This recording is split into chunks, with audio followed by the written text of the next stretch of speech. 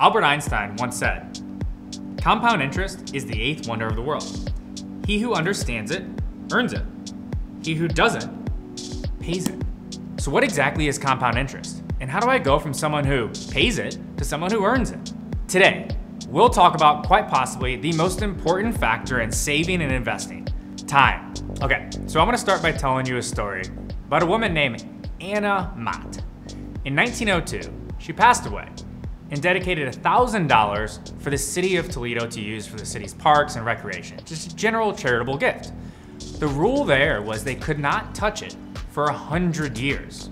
So they let it sit in an investment account. By the time 2002 rolled around and the city of Toledo went to withdraw her gift, they saw that the $1,000 over 100 years grew to a hefty $230,000. So even accounting for inflation, this was about 10 times the purchasing power than they had in 1902. So how did this magic happen? Anna Mott's money, her donation to Toledo, was able to grow so fast due to compounding interest. But before we get into compounding interest, we have to understand simple interest. With simple interest, you only earn money on your principal balance, meaning the money that you contributed. You don't earn money on the interest that's added onto the principal, like we'll talk about in compounding.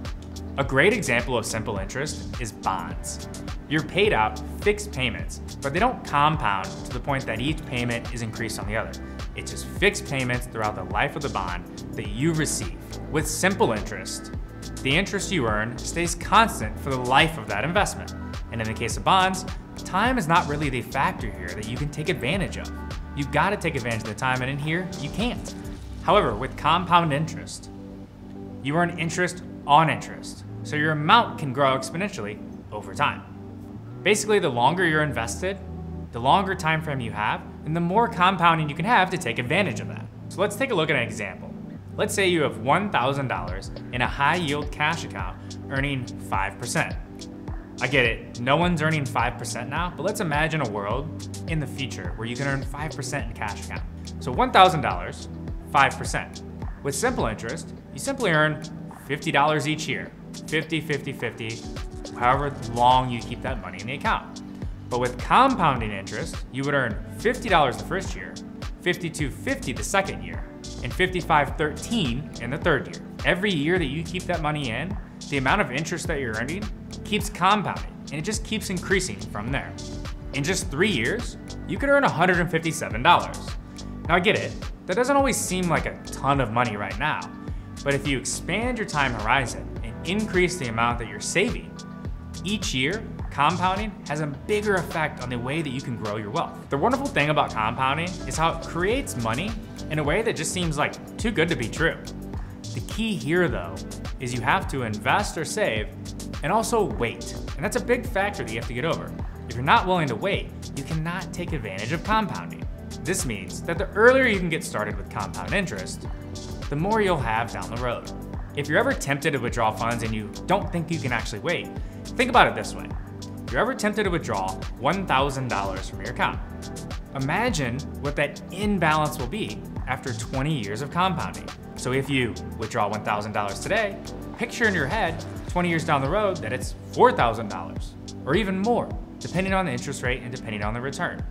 Always have that in number in mind, and that might keep you from actually pulling funds out a little too early.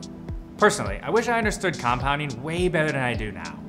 I didn't really get it in my 20s. If I would have known the power of compounding and truly the miracle that it is, I would have just saved as much as I can early on and let compounding do the work. So let's talk about the rule of 72. It's a really easy way to understand the power of compounding in really simple terms.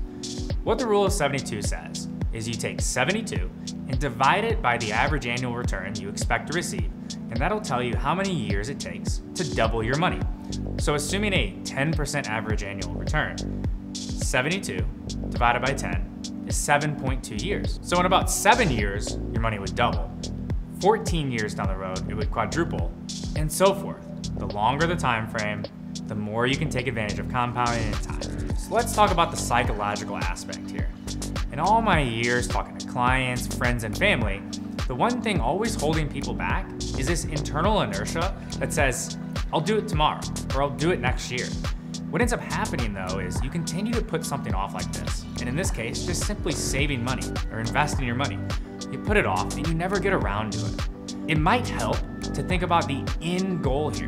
That example we gave of $1,000 if you were to withdraw and what that would be after 10 or 20 years. Think about if you don't invest that money, what you'd probably do with it. You'd probably spend it. You gotta get over that internal inertia and factor in compounding to get you past that. Thanks again for joining. I'm Tony from Wealthfront, and I'll see you next time.